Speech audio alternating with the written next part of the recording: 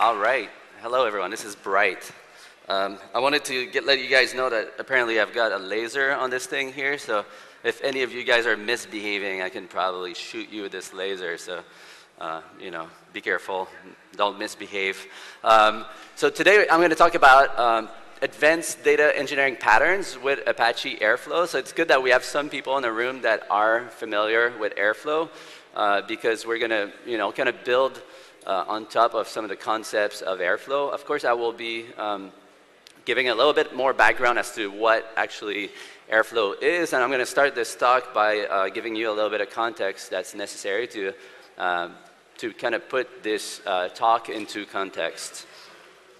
So before I get started, I just want to talk a little bit about me, even though I have been introduced already. So my name is Max. I'm currently unemployed. That's because I'm in between two gigs. So I'm in a 2 weeks break between a job at Airbnb and Lyft. So I'm going to start at Lyft about 2 weeks from now. And in the meantime, I'm just traveling a little bit and taking it easy. Over the past 3 years at Airbnb, I started Apache Airflow. I have a slide talking more about Airflow and what it is and what it does in just a moment. So I'm going to get into more details on that to set context for this talk. I want to talk a little bit about Superset because that has been my main area of focus for over the past 2 years or so. Superset is a data exploration, data visualization, dashboarding platform. It is an enterprise-ready business intelligence application. So if you're interested in like data viz and analytics at scale, I would definitely check it out. It's a pretty interesting project. It's accumulating a lot of velocity at the moment. And I'm super excited about it. And so I've been working on that at Airbnb. I will also be working on that at Lyft for the foreseeable future. So before Airbnb, I was at Facebook where I was writing a lot of big data pipelines or machinery that lays data pipelines around computing engagement and growth accounting type metrics. So a lot of deep web analytics. I'm going to talk a little bit about that later on in this presentation. Before that, I was at Yahoo right around the time that Hadoop was kind of being born, and it was kind of a very achy birth. So Hadoop at the beginning was like a very difficult to use thing, but I'm not going to get into that. And before that, I was working at Ubisoft where I was a data warehouse architect for about a decade or so. So I do come from this background of kind of business intelligence and data warehousing and from a more traditional perspective. So I want to talk a little bit about data engineering too and what it is, because this talk is about advanced data engineering patterns. And I want to set the scene a little bit for what is data engineering. So data engineering, I would qualify as, or like when talking about what data engineers do or should do, I would say that the core role of a data engineer is to build, manage, and maintain the core data structures and data pipelines for a company. Right? They are really the librarians of the data warehouse, and they are the plumbers of the data warehouse, which is a little bit less glorious. But yeah, data engineers are in charge of all these pipelines. Recently, or about like last year, I wrote a Medium blog post titled "The Rise of the Data Engineer." I was trying to set this to define. It was acted as a manifesto for what the data engineering role is, at least from my perspective. I feel like the data engineering is kind of a new discipline that was born over the past 5 years. And I feel like it kind of emerged out of Facebook during the period where I was there. So that gave me a good vantage point to blog about it. And more recently, I wrote another Medium post called The Downfall of the Data Engineer, which is more about the challenges around the role as it grows. And in modern organization, it's pretty hard to be a data engineer and to be the plumber of all these data pipelines. So if you're interested, to know more about data engineering, I would recommend you to read some of these blog posts that I wrote. Now I'm going to talk about Airflow a little bit. So I saw that there is some people in the room that are familiar with Airflow. So Airflow is a batch workflow orchestrator. And why is that necessary? Like, what problem does it solve? So as data teams grow in companies, like even small-ish companies have sizable data teams, and people in data teams tend to write a lot of jobs that compute data. So from different shapes or form of data pipelines. And even if you have a small team writing data pipelines, it doesn't take very long before you accumulate a lot of batch processes that you need to run. And these batch processes tend to have some very intricate dependencies, right? So it's a graph of dependencies where all of these jobs need to be orchestrated and run in a very specific order every day. So Airflow helps like staying sane while developing, managing these data pipelines. So Airflow is an open source platform to author, schedule, and monitor batch processes. It's really, in this day and age of like the data ecosystem is still very fragmented and divergent, right? So there's tons of databases, tons of compute frameworks, tons of library. On top of that, there's all the ML stuff. And Airflow is really the glue that, that helps bind all of that stuff together, right? So it allows you to schedule all that stuff and to also like maintain and manage it in a centralized place. It's very good at managing very complex networks of dependencies. So if you have thousands and thousands of tasks that need to run in a very specific order, Airflow is good at that. It's all written in Python. It's very popular, so somehow it's struck a chord with the open source community, and there are like hundreds of companies using it in production today. And it's extremely expressive and dynamic, so Airflow is a DSL, so it is configuration as code. And configuration as code enables for very dynamic workflows and to build workflows dynamically, which is really the subject of today's talk, right? So today I'm talking about this pattern where we build pipelines dynamically based on configuration. Now, still talking about Airflow, so this is what a very simple Airflow pipeline looks like. So it is Python code. Because it is Python code, it is dynamic. You can have conditions, for loops, you can have functions. This specific Airflow pipeline is a bare bones thing that does just about nothing. It runs the bash command date and the bash command sleep 5, and it runs task 1 before it runs task 2. But you can see how you could use this DSL to do much more complex things. The same way you have a bash operator here. You can have a Hive operator, a pig operator, a Spark operator. If you're on Google Cloud Services, you could have all sorts of operators that ship with Airflow to help you deal with the Google Cloud infrastructure or the Amazon infrastructure. So tons of tooling that make it easy for people to write data pipelines. And this is what the Airflow UI looks like. So I'm still setting context for the talk. I think since this talk is largely about complex stuff on Airflow, I need to talk about how Airflow works and what it is. So here, Airflow represents your workflow of tasks in a visual form, right? And here we're looking at a single instance or a single schedule. We're looking at a specific date of running this core data workflow, which is just one of the workflow that runs at Airbnb within Airflow. There's tons more feature in the UI, but I just want to get a sense for how the UI works and what it allows you to do. So this is a tree representation of this workflow, or we call them, I might use the term DAG during this presentation. DAG stands for Directed Acyclic Graph. So it's really just a graph that has arrows with no loops. So that's what DAG stands for. That's like a short term, so we use it in places like here. So here, because we lay down this, we visualize the graph in a tree, we can see the different schedules and see the statuses. Airflow will make it really easy for you to get to your log files, to troubleshoot things, to rerun jobs, to set false positive, false negative, understand things like at which time does your tasks, how long is your task taking over time and landing. So tons of tooling around running a lot of batch processes.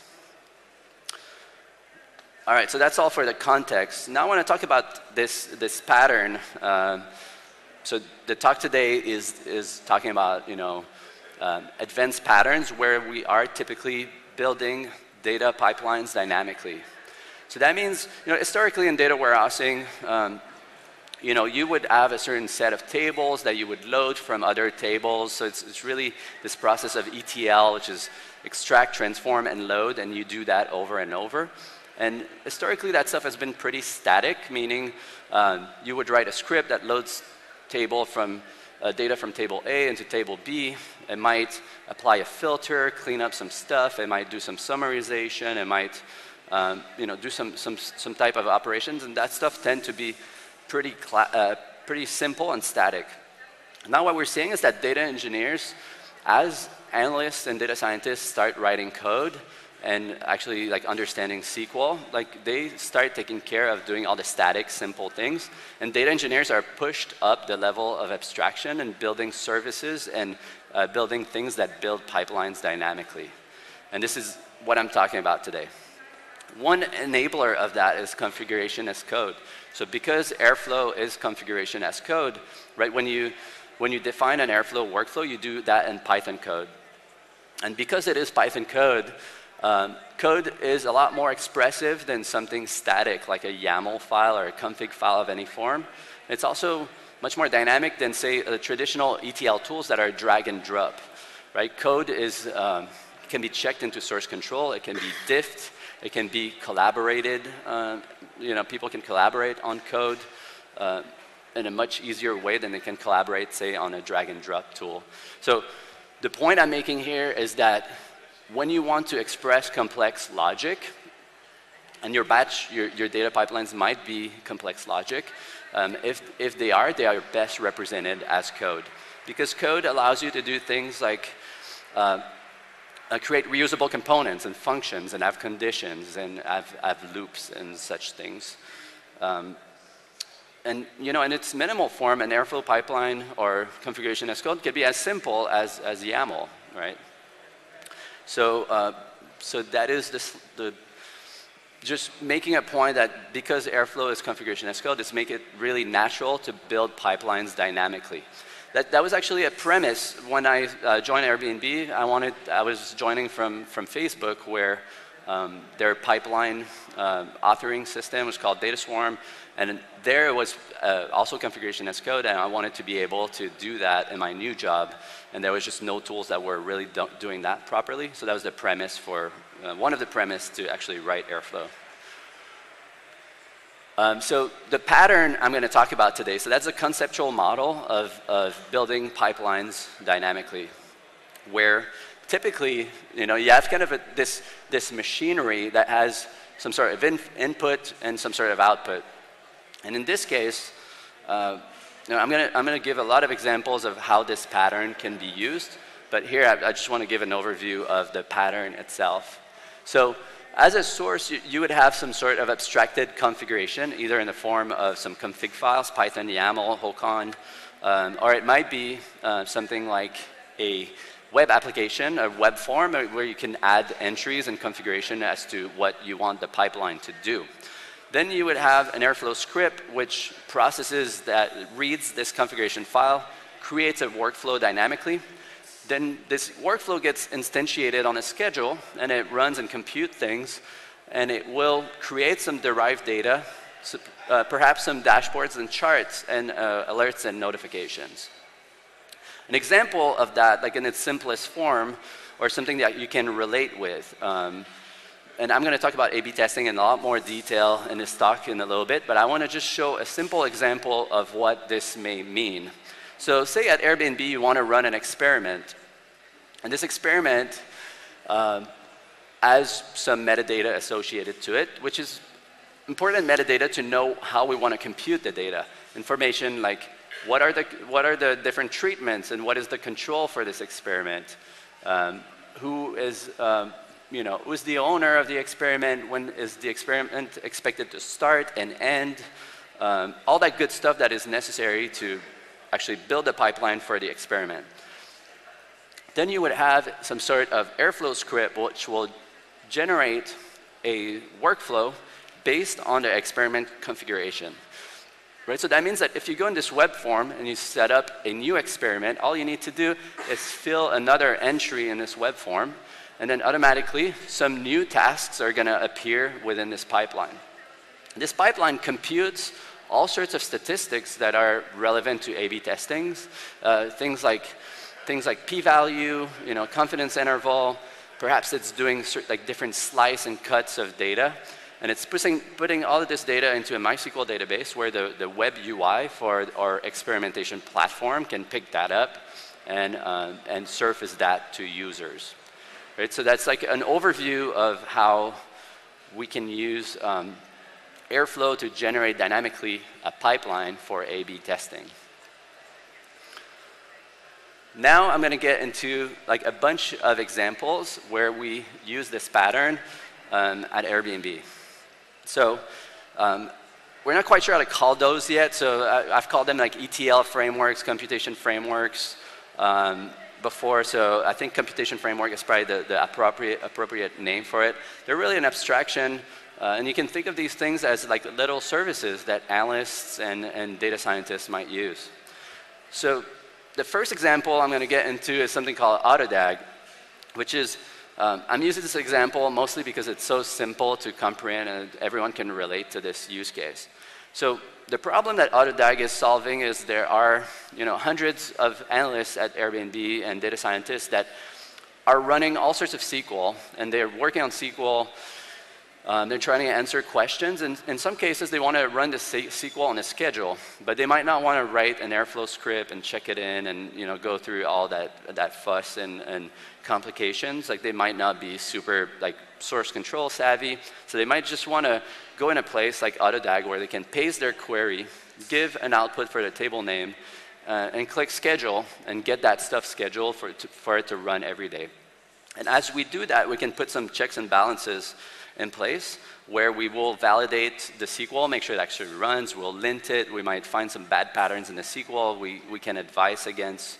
The actual script can also introspect the SQL and look for dependency tables. So say if you are sourcing data from a table that is partitioned, we know that we might want to wait for these partitions to land before we run your script every day. Right? So if you do your ETL in a way that's like kind of differential and you're running everything on a daily schedule, you can wait for the appropriate partition, and this can have the logic to do that properly. And it can do little things like it will run your query every day, and it might alert you on failures and do that sort of thing. So pretty simple use case here. Here is like the source code for AutoDAG, or at least for the Airflow pipeline.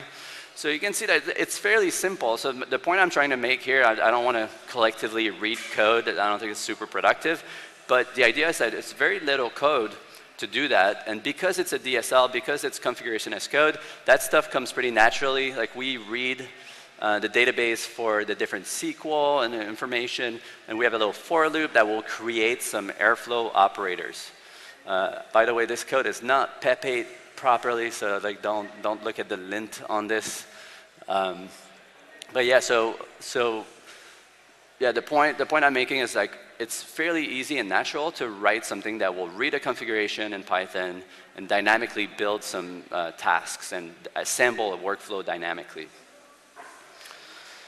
So now I'm going to talk about another use case, and this problem I worked when I worked at Facebook. I worked on this for like many years, so probably over a period of 2 years. What we realized at Facebook is that we were building the same pipeline over and over again.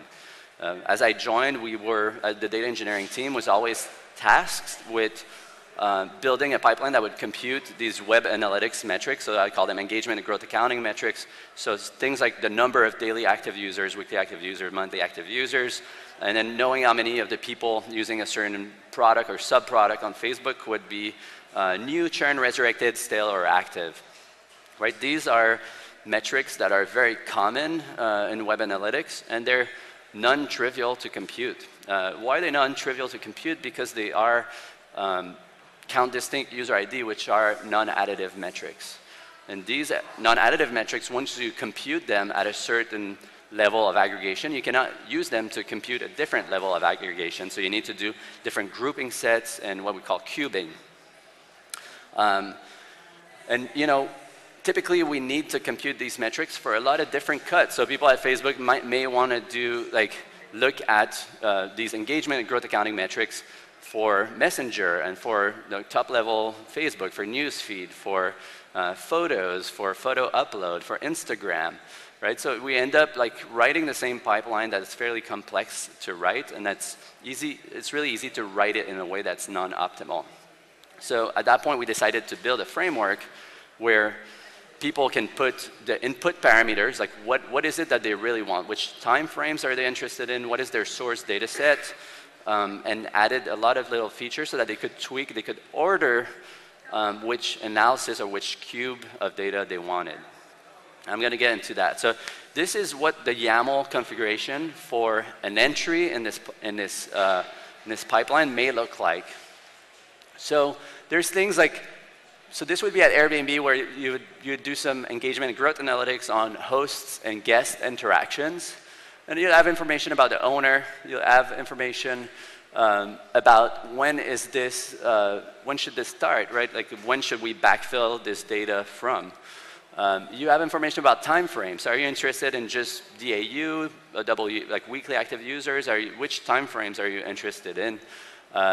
Which dimensions do you want to get some dimensional breakdowns by? Which demographics do you want? What are the metrics you're looking at? There's some information about cutting the long tail of high cardinality dimensions. I can talk about that a little bit more. So we also realized at Facebook that when you summarize data at Facebook, the data is so dense that even when you summarize across a few dimensions that are not necessarily high cardinality, the cubes, the summary data is also can also be big data, right? So if you group by country, even just a few dimensions, country, age brackets, gender, and throw in device type and app version, and then you have already a Cartesian product that represents tens of millions of rows per day. So cutting this long tail is non-trivial. It's not like complex SQL or anything, but it's nice to be able to just say, please go and cut that long tail for me and not have to write the pipeline for it. The machinery can happen dynamically behind the scene. There's some information about cubing. So what are the dimensions and combinations of dimensions we might be interested in? And this is probably the most important thing. So this framework is assuming a Hive query of some form. So that means that the user needs to tell the framework what is the source data for it. And here it's pointing to a specific fact table, and it needs to conform to a specific schema. So here we're looking at a specific date, which happens to be templated, a user ID, and then a map of dimension and a map of metrics, right? And given that, so it's kind of a flexible schema. A map allows for kind of schema evolution, or having a schema that's less static. And given this, what's happening behind the scene is you can, from the input parameter, you can kind of imagine what is the output of this framework. So what happens behind the scene is we translate this YAML configuration, we take it like it's an order to build a pipeline, and we can do all of that as code. So we translate this order into a complex workflow that is issued for each entry. So that means if I go back to this YAML file and I add a new file in this folder about a different subproduct, dynamically there will be a new pipeline that's going to go and backfill all this data for me and compute all of these complex metrics. And all I need to do is order it in that shape. So it will cube the data. It will remember there was something about demographics in the previous area here, so we asked for certain demographics. So the framework will actually join to the user dimension and fetch these demographics and group by them. It will also leave a useful computational trail of atomic tables, or tables that leave more information behind for the analyst to go into and do some more complex things. So we do compute all sorts of summary data, but we leave a trail so if analysts want to go and do some distribution analysis and things like that, they can learn about these tables and use them. Something that's that's important too is that it runs optimized logic. So if you're going to write a lot of count distincts and a lot of grouping sets on billions and billions of rows, you want to make sure that it's done in a smart way. And if you just let anyone go and write these pipelines, most likely they're going to go and scan a lot of partitions and write some very expensive computations. So here, it's all in one place, and the logic is centrally maintained and can be optimized. And when you optimize one, you optimize all of them, all of the entries. So I mentioned already the fact of cutting the long tail, which is kind of a nice little feature on top of things. And it, of course, the main purpose of this is delivering summarized data that can be used to build dashboards and reports.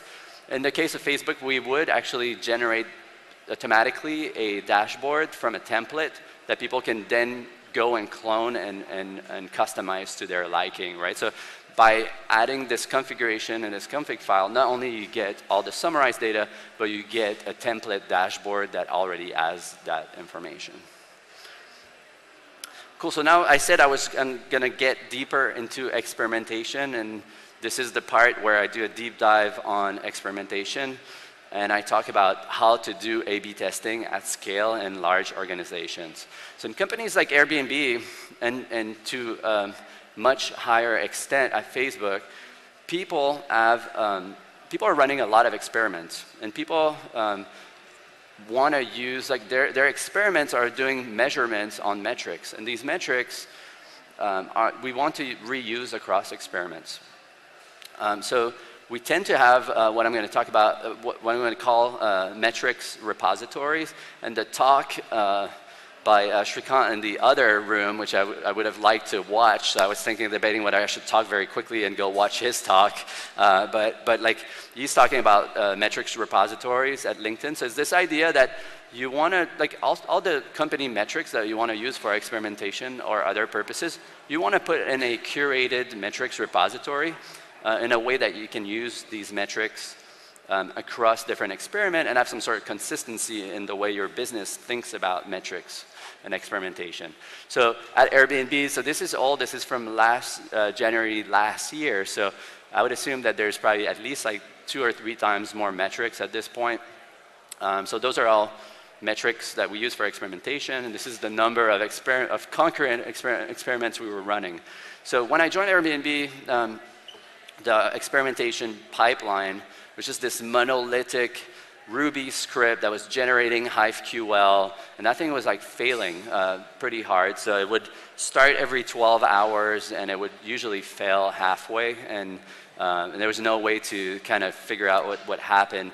So one of the first Airflow use cases was to break down this monolithic computation into a lot of smaller chunks. So Airflow is really good at dealing with a lot of tasks and complex network of dependencies. So we went and we broke down the unit of work from 1 or 2 to thousands, so that it could make progress throughout the day. So this is what it looks like. So this is just a small portion. It's about a third of this Airflow DAG, which is the part that computes the metrics repository at Airbnb. I thought I had an extra slide. Maybe it comes after. Let's see. Well, so this is how we define metrics, and I'll go back to that previous slide. So people go into this YAML file. They define a metric in the form of user ID, and so it's a metric name, metric value. And then these metrics get assembled into the metrics repository. So this is this big chunk of pipeline that builds our metric repository. And this is for a single experiment. So in Airflow, you can say, show me all the tasks that are upstream from a certain task. So here we're looking for a single experiment, what's going on, which is a sub-DAG of this, or it's a sub-workflow of this bigger workflow. What's going on in here is that we're just waiting for the source data for the metric to land. When the source data, when those partitions land into Hive, we will load these metrics into the metrics repository. Then we will compute the atomic data for this experiment, and then we'll start computing all sorts of aggregated metrics and statistics. Stuff, again, like p-value and confidence interval, and dimensional breakdowns, and all that stuff will take that summary data and load it into MySQL, where it can then be consumed by users and by data scientists that are trying to figure out whether they should launch their experiments or not. So this I showed already.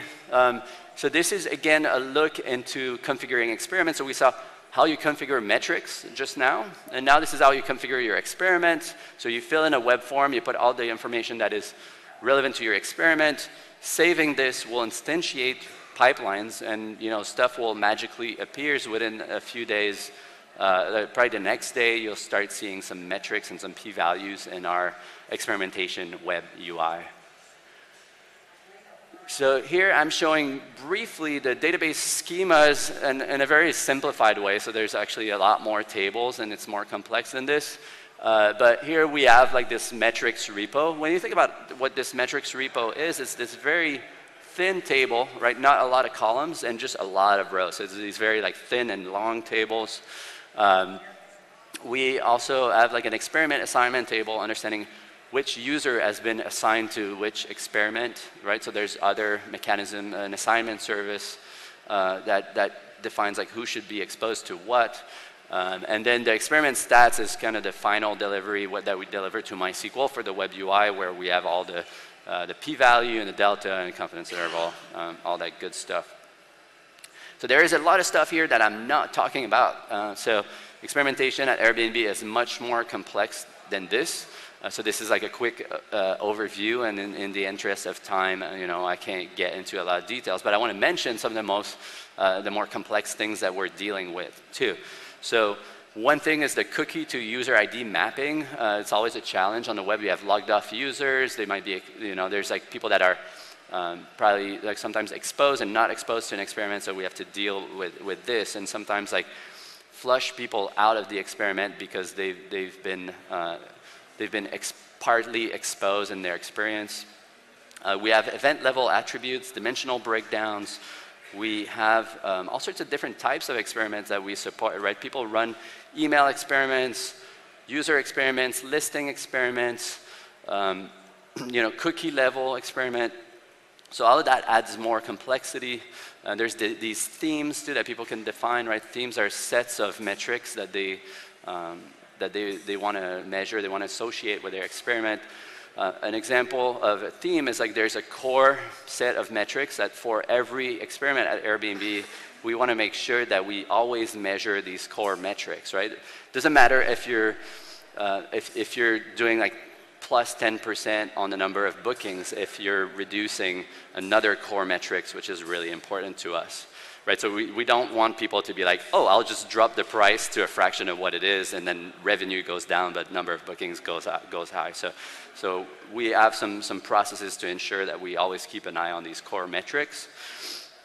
And we do statistics beyond p-value and confidence interval because they don't tell the whole story. So we have people that are much smarter than me working on like doing all sorts of statistics work to put these p-values and confidence interval and context.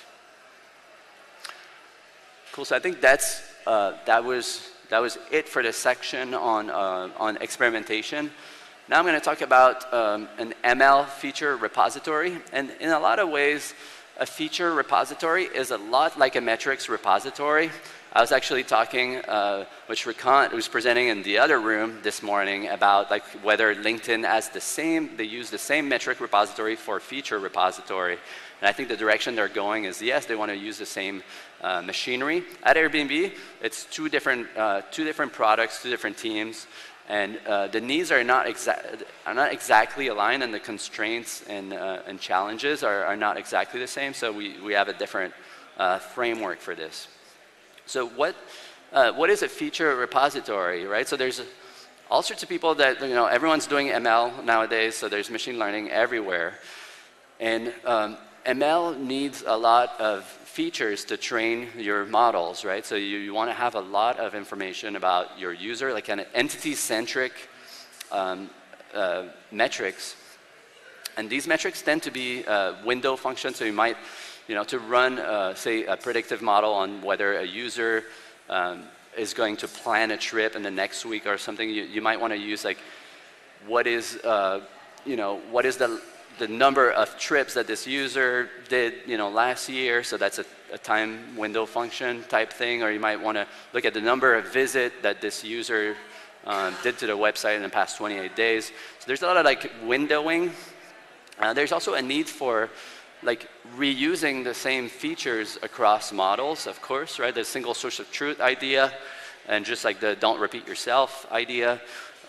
Stuff needs to be really consistent and reproducible. So you need to know what are the metrics you use to train a model if you want to be able to reproduce and understand what the model is doing.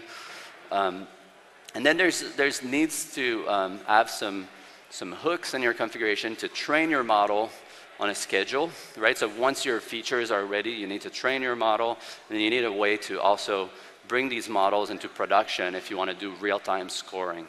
So this idea is also working off of YAML type configuration, dynamically generating a workflow, and Airflow is orchestrating all of this and doing this at scale. We do a lot of crowdsourcing on this. So, right, the metrics repository or the feature repository is managed by all of our data scientists. Like the data engineers are just creating the platform for the data scientists to go and create their own metrics and use them. So it's really acting like a little service. Now I'm going to talk about Stats Daemon. So Stats Daemon is another use case where we build workflows dynamically, and it's a pattern that has proven to be super useful at Airbnb. So traditionally, a lot of databases add their own little stats computation engine. So say you look at MySQL, Oracle, like the traditional databases, they compute all sorts of stats on your table, and then it allows for the query optimizer to make some smart decisions. So at Airbnb, we thought it would be pretty useful to have statistics on our tables. We have very large, Hive tables, and we have Presto, and sometimes like just scanning a partition might take minutes. So we're like, what about every time we find a new partition or a new table, we scan this table once and extract a lot of like statistics off of it. So that's what Stats Daemon does. So Stats Daemon is like every 5 minutes it looks at the Hive metastore for partitions or tables that might have changed, and it will dynamically create a query, a Presto query, to scan this new partition or table. And what it does is with this statistics, which are like common column level statistics, things like if you have a string column, you might want to know how many characters you have in this column. Or if you have a numerical column, you might want to know what is the min-max average for it, the percentage of null. So that's exactly what Stats Daemon does. Scans all these partitions, runs these very wide queries, a single scan, a lot of columns, and then these columns we flip and we bring into MySQL where we can then use them for things like these statistics can be used for capacity planning, data quality monitoring, debugging, anomaly detection, and alerting. And that has proven to be super useful because sometimes you don't have, say you have a large Hive or Presto table and you want to know you have some questions as to what's in there. Sometimes you can't afford to scan the whole thing, or it might take minutes or hours to do that. So that's proven to be super useful. So that was the last example I'm doing a deep dive into. Now I want to talk about other, just give an overview of some other use cases where we build pipelines dynamically, or we build workflows dynamically at Airbnb. So it's things like anomaly detection, production MySQL exports, so what people might call a database scrapes, where periodically we take our production database, we scrape them, we bring them into Hadoop. So that's all done through configuration and with dynamic Airflow jobs. We have a framework called AeroLab, which is all we make it possible for people to easily take data from Hive and load it into Druid, which is a much faster index distributed column store. So Druid.io is really our kind of super fast-paced in-memory database at Airbnb. So we have this framework to make it easy for people to load data in there on a schedule. We have a framework that is an email targeting engine. So based on information like, user, like behavioral information on the user, as well as like which email, like how much nagging have we done to this user? Like, did we send you an email yesterday or the day before? We will figure out what is the best email to send to user at the right frequency. We also have a tool, I think it's like pretty prototypey, but around like cohort analysis and user segmentation. So people can order their cohort analysis reusing the metrics or the metric repository along with cohort definitions to get cubes of data that represents their cohort and do cohort analysis. So there are other use cases, and I would encourage you to think about, if you're a data engineer, as to like where this pattern might fit your use cases. So in retrospect, right, like what did we talk about today? So we're talking about metadata engineering, and not metadata engineering, but like meta data engineering. The idea that that a data engineer can automate their own work, and the idea that a data engineer can offer computation services and abstract their work out and expose it to people as a service. Another key point here is that Airflow is really good at managing large jobs, and it's very expressive, so it does allow for this type of pattern. It comes very naturally if you're using Airflow.